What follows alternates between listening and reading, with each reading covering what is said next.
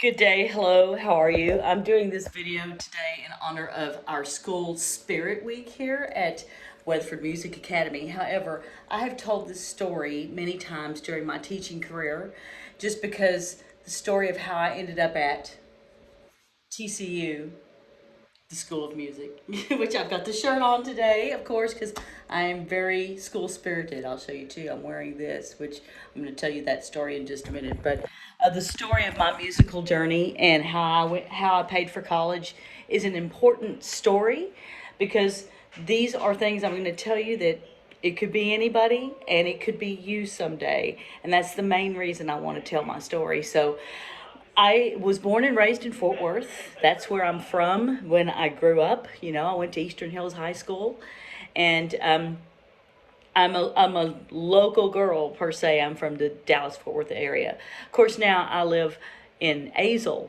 but that's another story. I didn't move there till I was an adult and had my own child and family. So, going back, I want to tell you about TCU. So, I always loved TCU as a child. Does this ring? I'm going to show you real close. This is my dad's class ring. He was a TCU alumni, 1962, class of 62. Now, my dad's not alive anymore, but his story of course, intertwines with my story, as you would imagine. So, my dad lost his father his senior year in high school. His father passed away of a heart attack back a long time ago in the 1950s. And my dad didn't know what his future plans were going to be. At that time, he lived in Midland, Texas. He went to Midland High. And really, the only career path for them out there was to go work the oil fields. So he actually did go work the oil fields. That's hard to say. But he worked in the oil fields out there in Midland for just a little bit and realized this is not for me. It's not for me. So he actually came to Fort Worth, decided to study in the School of Ministry at TCU. He had $1.50 in his pocket and his suitcase with everything he had. And his mother, who was then a widow, I love you, good luck. He was the youngest of three brothers. That's a whole nother story. But he came to TCU and he ended up graduating from TCU, his undergraduate, and he worked towards some hours for his master's degree, but did not end up completing the master's degree. He ended up marrying my mother instead. So that's another story. He graduated in 1962. So there's that. Now, the thing about TCU, as I came into the picture, I was born 4 years later. TCU was always kind of something my dad was very proud of going there because, again, he came to the city of Fort Worth with very little money in his pocket, just hoping that he'd make it. He scraped by at TCU, worked hard to get through. We didn't have a lot growing up. I was an only child. My dad had to work 2 jobs, sometimes 3, including nights and weekends, in addition to his day job, to help make ends meet, to make enough for me and then make enough for my extra activities as it ended up, because I was a competitive baton twirler back then. That was a big thing. It still is in some areas, but not like it was then. And he had to pay for clinicians, renting gym time. Twirling was heading towards being an Olympic sport back then. I know they still talk about it, but it's kind of gone the other way again because it's not as easy as people think it is. So, that was something that he had to work hard to get me through that. I loved music from a very early age. Loved it. Partially because of baton twirling, because at the baton twirling contest, they would play non-stop with drum rudiments in between Philip Sousa marches. Now, you may not know what that is, but it's marching band kind of music. And I loved that music. I was like 5 years old going, I love this music. And of course, in those marches, they feature various instruments during the trio. That's another thing that if you take from me long enough, you'll learn about some music and how to analyze it. So the piccolo solos, I was like, I like that piccolo. And I'd be marching, doing my routine synchronized to the beats of this music and everything as time marched on, middle school, whatever. I ended up deciding to play the flute in the band. Now, I've told that in another video, and I know you know that, but anyway, so a lot of that was because of this marching band music. It was like, I like that. So getting onto the TCU thing, the reason I ended up at TCU was because they offered the most generous of the financial aid packages. My dad, just like his dad, and this was real scary, my senior year, my dad had a heart attack. Now, the difference was my dad survived his heart attack, where his dad did not survive his heart attack. But that was a rough time my senior year, because I thought for a quick minute, because he had it at Thanksgiving. I thought for just a quick minute that I would not apply to any colleges at all, and I'd try to help my mom financially. And he was like, no, you've already decided you want to study music. You're a great musician. You got to follow your path. And I was like, oh, well, we'll see what happens with these. And it didn't even seem real to me. I'm mailing off college applications. I was accepted at every college that I applied to. My grades were pretty good. Now, I'm going to tell you, and that's what part of this video is about, because we're talking about school spirit this week. You don't have to have perfect grades to get in college.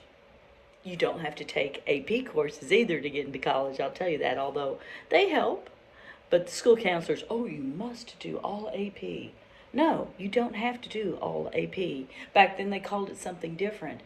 As long as you're doing well on your path and you have something you can offer and your resume shows that you have a consistency in an activity, they like that. When colleges are looking at you, they're looking at the whole student, not automatically, oh, they have X number of AP courses, so they get in. That's not the truth at all. You got to have good grades. If you take AP and you're skidding by on C's, it's not going to help. I'm going to tell you that straight up. I've helped so many kids get into college. The counselor's making me take AP, language arts, English. I don't do well in that class. Don't do it then. It's your future. It's your life. So I say that because I was accepted everywhere I went. I did not take AP everything at all. I realized my forte was music, so I focused on that and did minimum in math. Math was not so good for me, so I didn't do it. I took what I had to, and then I stopped. I didn't do any extra math in school, in high school, but I did accelerate in the things that I was good at, and I showed consistency in activity. I had awards, things that showcase that, oh, she's majoring in music. Oh, she got a 1 every year on her solo. Not that her band got a 1. It's wonderful to be a part of a wonderful band program. Kudos if you're in a good band program, which there are a lot of them around here in the Metroplex. My school was a band program because I was in Fort Worth ISD, and at that time, there was not as much funding as there is today. So it's like, good luck, guys. We have one band director for the entire band, and he doesn't really have a planning period. So it's like, okay. But he was a wonderful teacher. He got me lined up with a lot of good people to help me get onto my musical journey. I've talked about that before too. But the thing is, guys, you got to follow your dream. If you want to be a music major, if you want to major in music, if you want to major in music education, I'm going to talk you out of it if I can, because gosh, if you want to be a music teacher in public schools in the year 2021 and in this era, you're going to have to understand that it is a real cutthroat industry and that public education may be taking more and more turns. It's not what it was when I started teaching in public schools. It's not. So you can't just say, oh, it's because I love kids, I want to teach. No.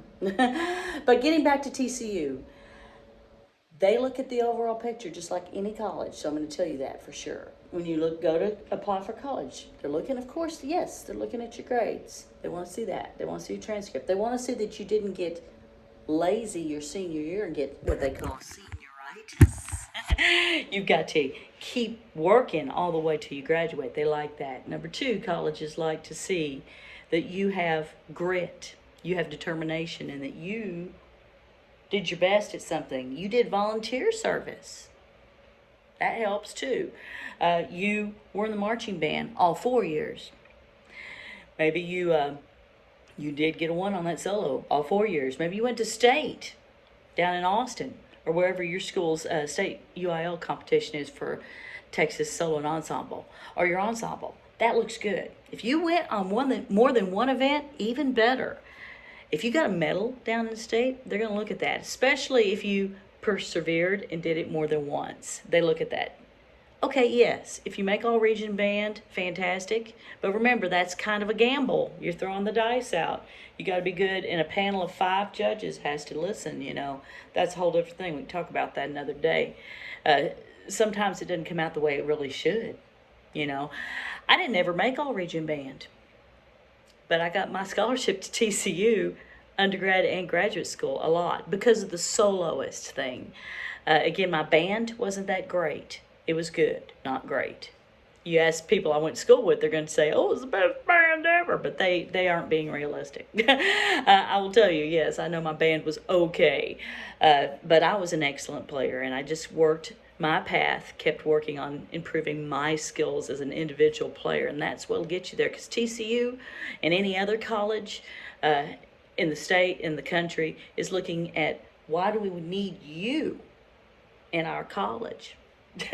So they're going to look at that. Do you play well? They're not going, oh, you came from a great band program. Yeah, but you were like in the 3rd band and, you know, last year. See, that's not going to help you. The other thing, of course, that they're looking at as far as scholarships, if you want to do like I did and get your school paid for, they look first at your parents and how much money they make. If you qualify for financial aid, fantastic, which I did. My daughter didn't. She didn't qualify for financial aid, even on a single income, but I did. Back in my situation, my dad didn't do as well financially as I ended up doing as an adult and a parent myself. But the colleges will look at your financial situation and then see what you qualify for. You might qualify for some loans, some grants. A loan is something you have to pay back. A grant is something that they grant you the money. If you meet the qualifications, you do not have to pay it back. You just have to meet the requirements for it. Just saying. So, go Frogs. I will be forever and eternally grateful. I graduated 31 years ago from TCU, and I will always be grateful. I do frequently celebrate TCU and honor that school for honoring me, for honoring my dad. I will usually wear something that's a horned frog every single day, so today's not that unusual, really. The frog earrings you're seeing, the ring. A lot of time today I switched the rows out, so Mom's with me too. But yeah, I wear TCU things a lot. I have more than one instrument that I've adorned permanently or had designed with horned frogs inlaid on them, because I love TCU, because TCU loved me and they took a chance with me. And someday maybe a school will take a chance with you too. You just gotta keep working. That's all I can say.